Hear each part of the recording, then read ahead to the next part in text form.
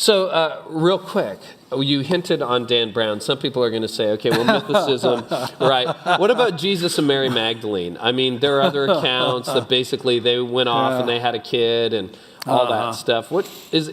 How do scholars approach that kind of claim? Because we've all heard it. Scholars think it's laughable. Laughable.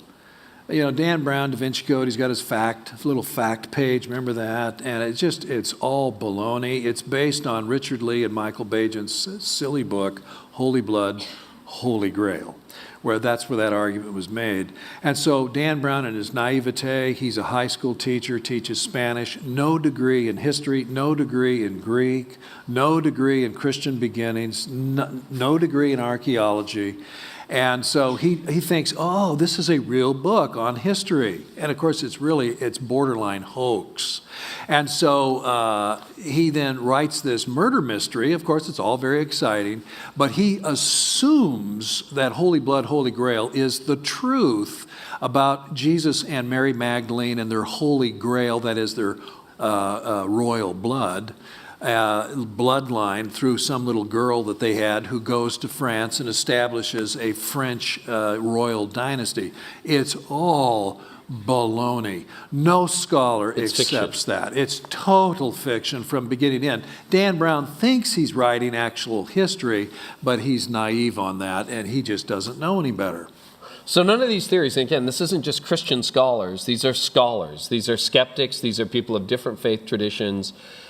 Dismiss the mythical argument. It took a long time. I mean, the book came out in April of 2003. I ignored it, of course, and then my mother-in-law sent me a copy for Christmas reading. So I got my grading finished. It's December, and so I spent about a week reading the book. When I got about 1/3 of the way through, the mythical character Sir Lee Teabing, who supposedly knows everything, and that's for Richard Lee and Bajent, an anagram, Teabing. That's where it comes from. And so he starts espousing these things about the Dead Sea Scrolls, the Gnostic Gospels, the canonical Gospels, historical Jesus. Hey, baby, that is my field. And I get out my little pad of stickies and I start sticking in notes. This guy, he doesn't know what he's talking about. Here, here, here. And it's just, it's feathered, the book, with these yellow stickies. So then the break's over, January, back in school, and I bump into a colleague at Acadia University, and I just happened to say, I read Dan Brown's Da Vinci Code, and the person said, oh yeah, I read it too. I don't know anything about the Bible. I just know about art, and he doesn't know what he's talking about art. Oh, really? Because I don't know anything about art. What I know is Gospels, Dead Sea Scrolls, that kind of stuff. He doesn't know anything about that.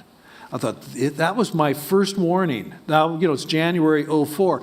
I started systematically checking with other colleagues. Well, I don't know anything about this and that, but I know medieval history. Dan Brown doesn't know anything about that. What I found out was everything he talked about, every topic, every subject, he got wrong.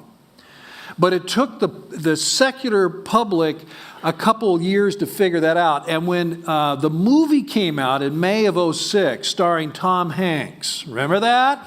Sir Robert Langdon from Harvard, professor of symbology. It doesn't exist, by the way. That's a myth.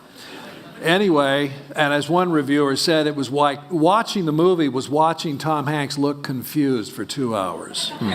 That actually summed it up pretty well. I mean, I had to watch it, occupational hazard. Very true. Well, the reviewers finally started coming out saying, what a lot of baloney. And one reviewer said, now, wait a minute, let's go easy on Dan. He doesn't get everything wrong. He has London in England and Paris in France. So it's really a work of fiction. Wow.